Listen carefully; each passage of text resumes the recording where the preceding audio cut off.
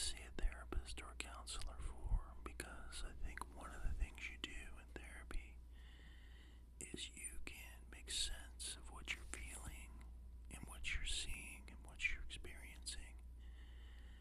And a therapist, well, at least what I see a therapist as, is being a non-judgmental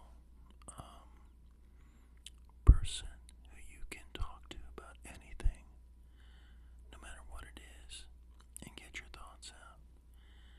So, in Carl Rogers' view of person-centered therapy, that's definitely a thing.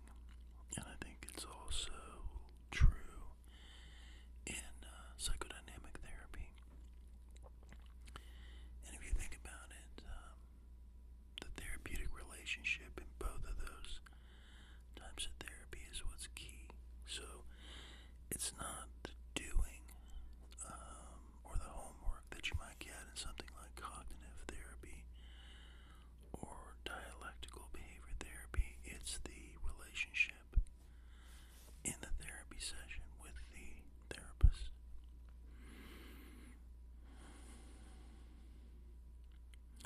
So in psychodynamic therapy or psychoanalysis even, my understanding, because I'm not an analyst, is that it's a joint experience between the therapist and the client, and they both are working to create something.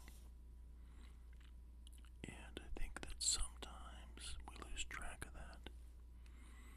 In an insurance-driven world where things need to be quick and brief, they want results, and they want them quickly.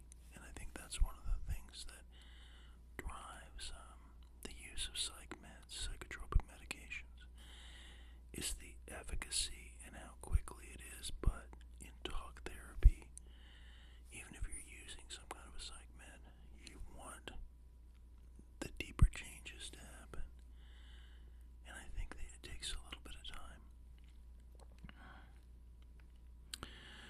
One of the things that Rogers talked about when he was doing client-centered or person-centered therapy is that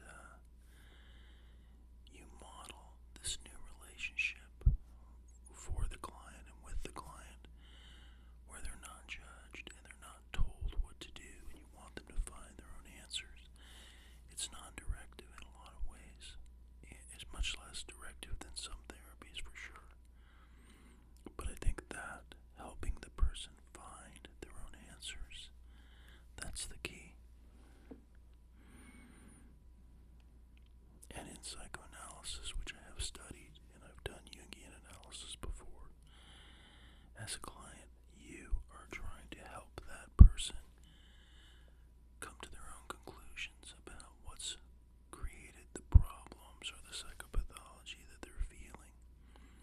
And again, I think one of the messages I try to get across to people is that, we're all different, and everyone has a different experience in life growing up. And because of those differences, you may be having a problem where another person wouldn't have it, but it has to do with your personality and your unique circumstances. And in a non-judgmental way, you try and bring that person to a place where they can explore those emotions or the things they're having problems with.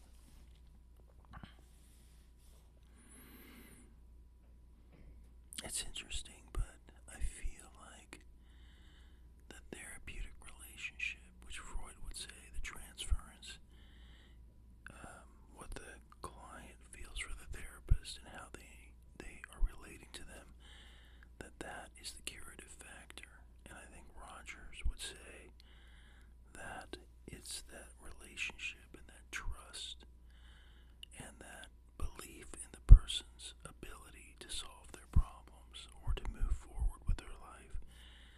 That's the key. So it doesn't matter specifically what your technique is if you've got that positive therapeutic relationship with a person, and they may not have that with anyone else or outside of the therapy room. They may not talk about their problems. They may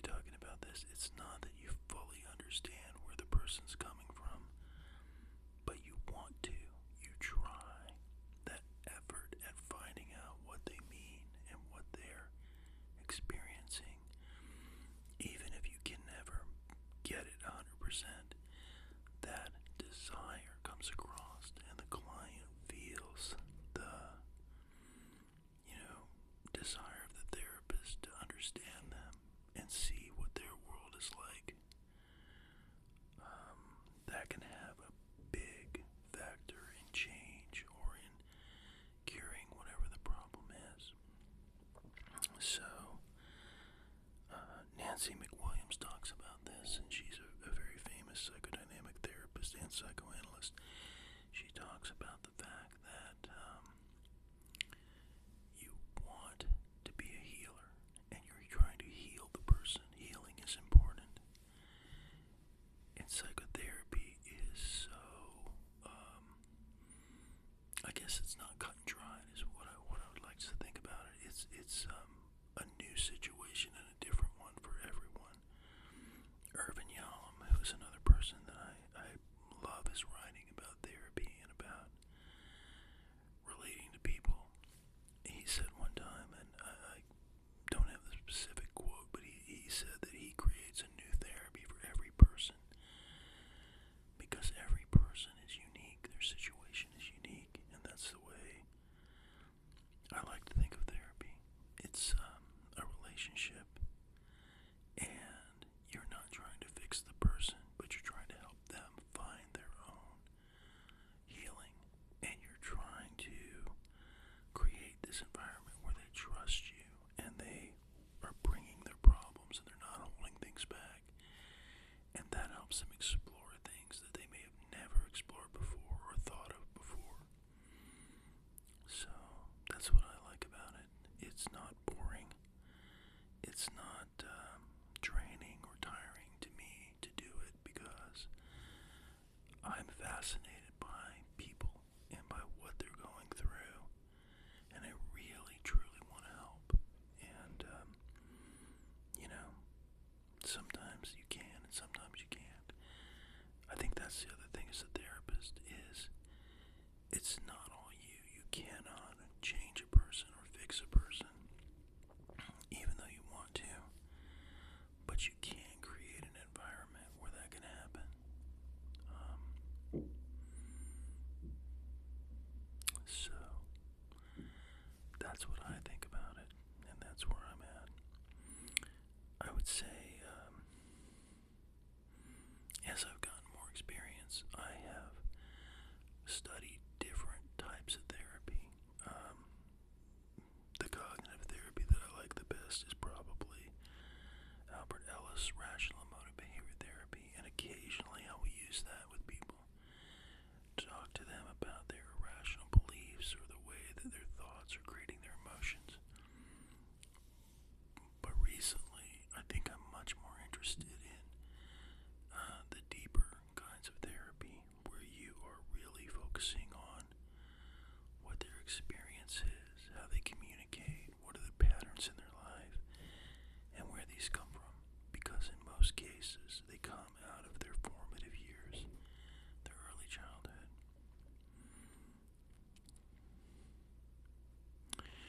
You can also have mental health issues that deal with chemistry, people that are bipolar, people that are schizophrenic, those kind of things. Autism, somewhere on the autism spectrum, attention deficit disorder. Those are real things, and I think that has to do more with how your brain is wired. But that doesn't mean that you can't have depression or anxiety, and also have bipolar or schizophrenia or ADHD or autism layered on that. So, as a therapist, I try to come into every session, see where the person's at, let them drive where the therapy goes and what do they need in that moment, but also looking at, well, what's the overall picture of their life and are they satisfied with it? One of the quotes that I love from Gary John Bishop, who is not a therapist, but I think he refers to himself as an urban philosopher, is